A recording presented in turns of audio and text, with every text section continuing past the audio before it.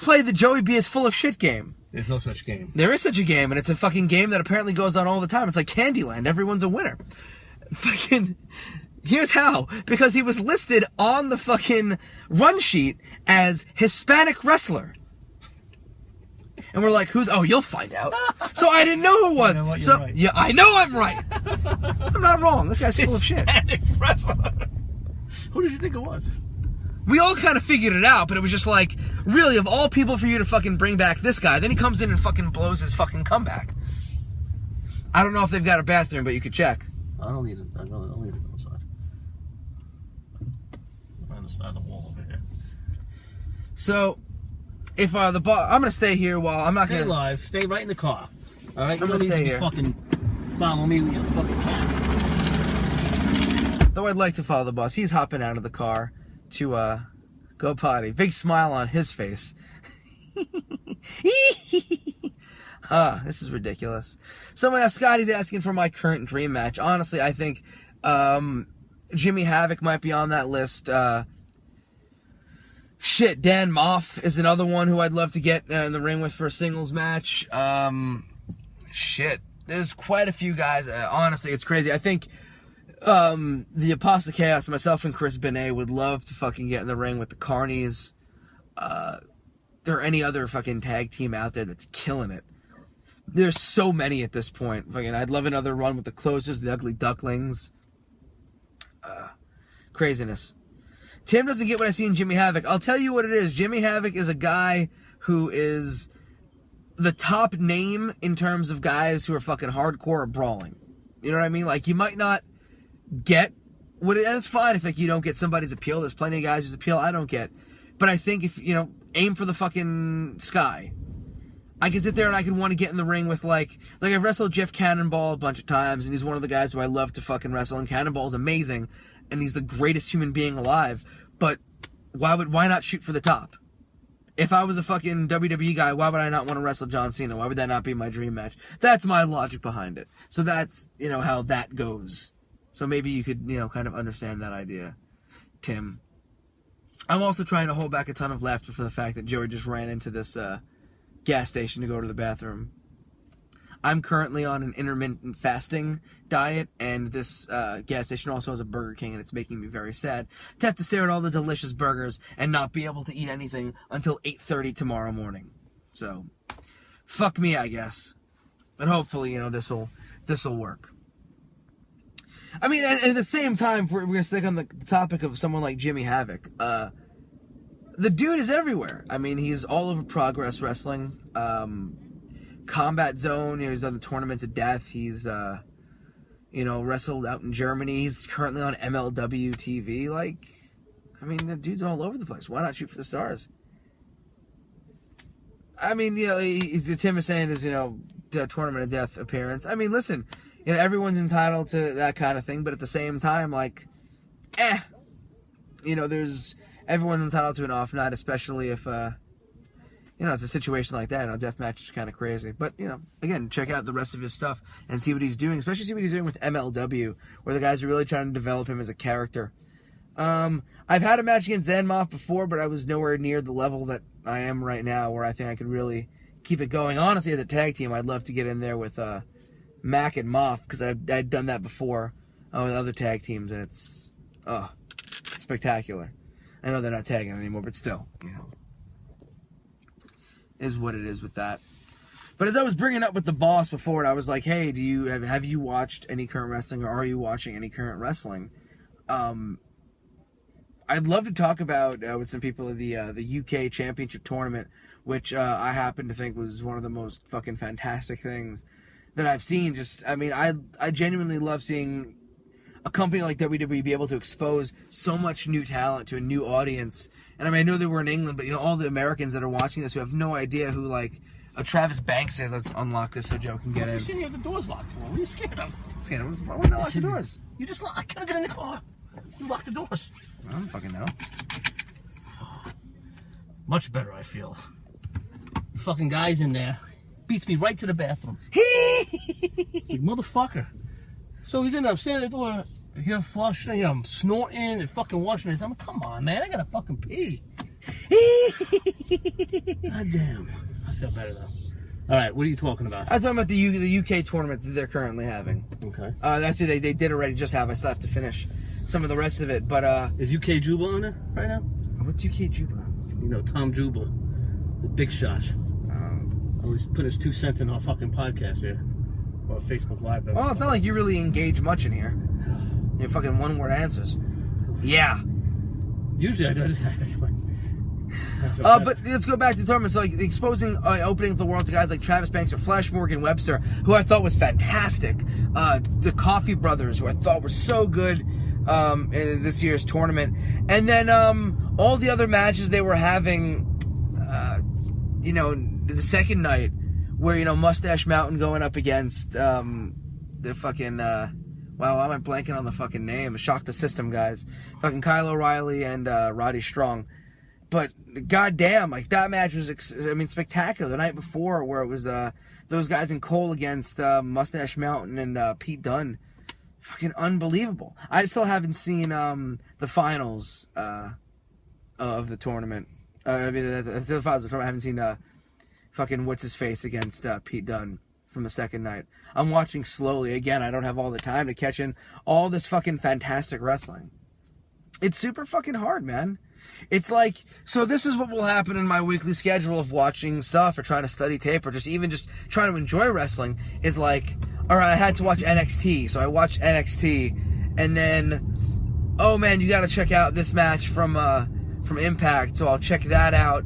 And then like, all right, I'm going to sit down. I'm going to catch up on all my New Japan stuff. And then a buddy of mine's like, yo, check this fucking Walter versus, whoever match.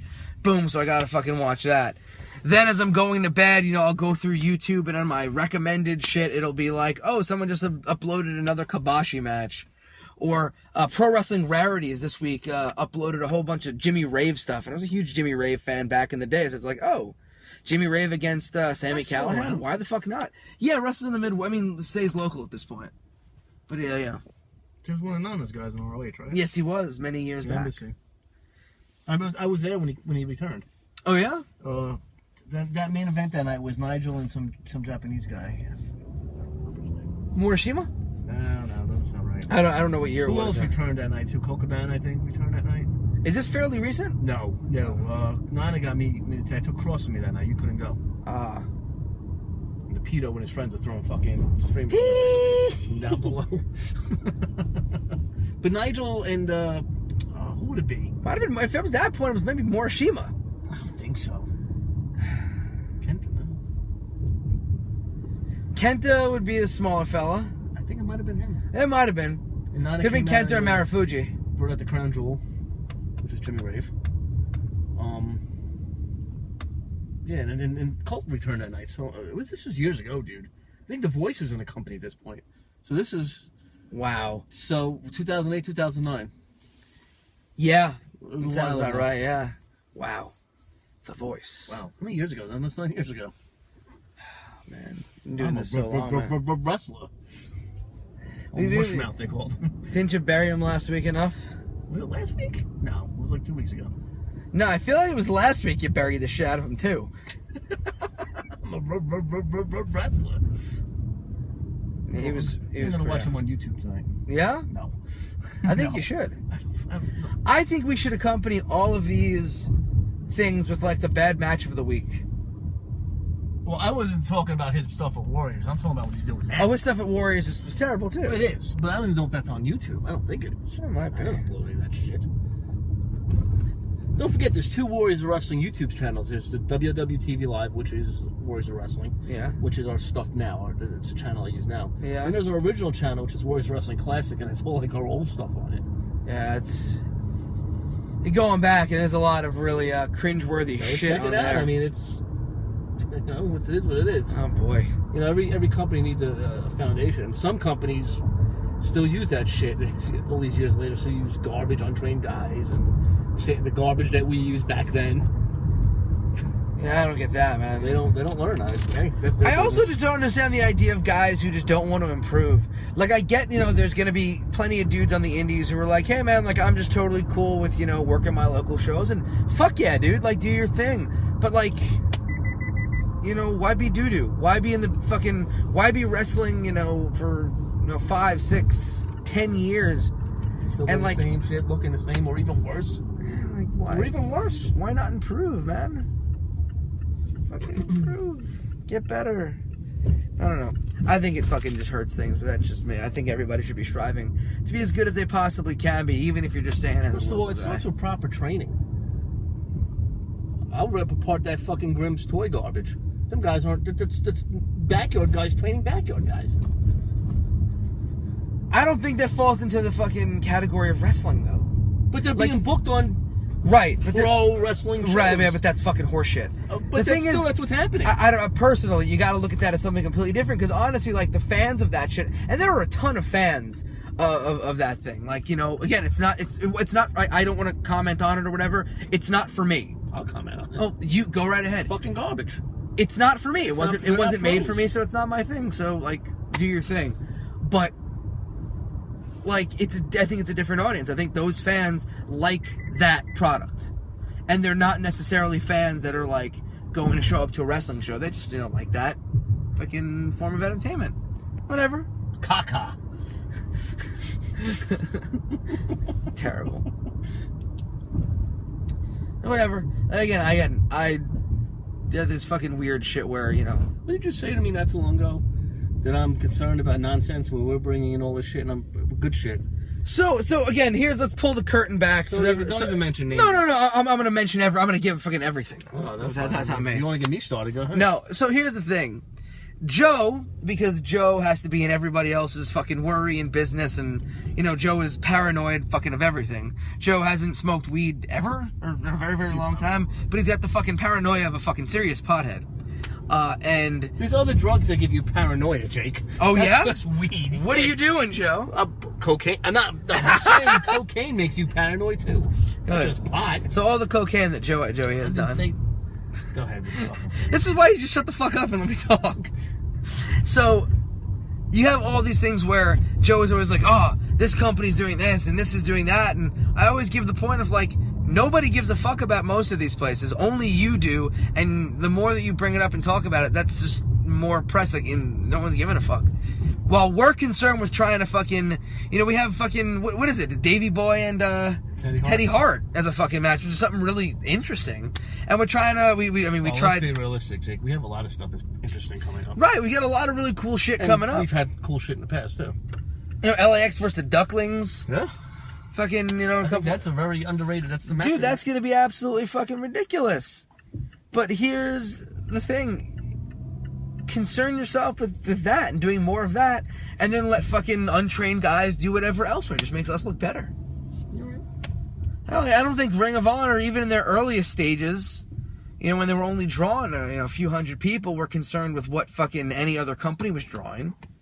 Those were the really shit days of the Northeast Indies, man. Like, Jersey had this. Jersey had fucking lots of dog shit. They still do.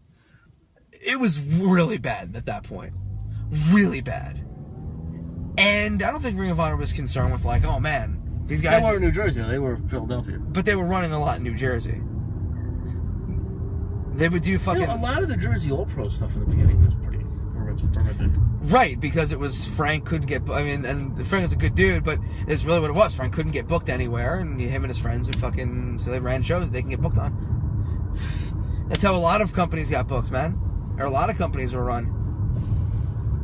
I think the majority of indies were guys, looking to make work for themselves, or a money mark attached to themselves to, like, a bigger wrestler and being able to kind of, build from there. It's a lot of the way a lot of indies get formed. Warriors is of similar situation.